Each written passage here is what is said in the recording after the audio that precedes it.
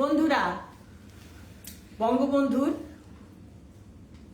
এই শোক দিবসে আমরা সবার সাথে গান গেয়ে শতকণ্ঠে আমরা গান গাইতে চাই এবং আসুন আমরা সকলে মিলে একসাথে সম্মিলিত সুরে আমরা আবার গাইব।